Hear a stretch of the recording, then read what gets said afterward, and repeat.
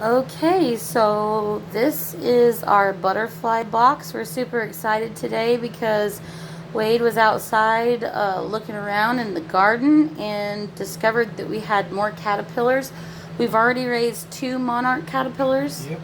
And we're a registered and certified monarch way station and pollinator habitat. Yep. So we don't have a lot of milkweed in our yard, but we found just seven monarch caterpillars on our milkweed just today in our own yard. So that's really exciting.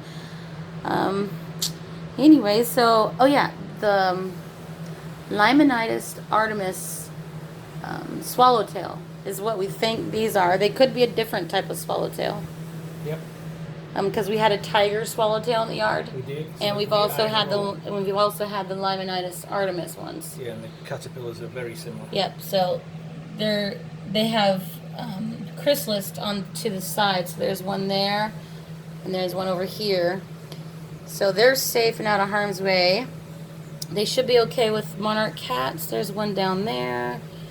There's two here. And 4 in the other one.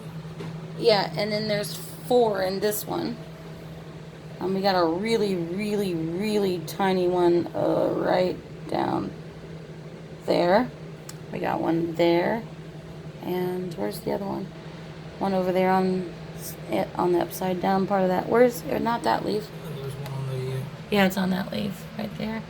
And then there's one over here on this other milkweed. So there's 2 types of milkweed in here right now. But we have a total of 3 because we have 2 in the yard, and then we have this common milkweed that we go and get from the wild when we don't have enough milkweed to feed all these caterpillars, because our milkweed outside in our yard, the neighbor was doing renovations and was using some kind of spray paint gun or something maybe out there, and it got paint all over the milkweed, and I didn't want them to eat on it, and then it was also infested with aphids. So if you see that, you're supposed to relocate your caterpillars to healthy milkweed. So it's ideally to move them to milkweed rather than keeping them captive in the butterfly boxes, but at least this way they will survive. And hopefully one day we'll have more milkweed in our yard. Yep. So, but anyway, there was something else I was meaning to say. Oh yeah, you can refrigerate these milkweed leaves to preserve them. So to look up information about that.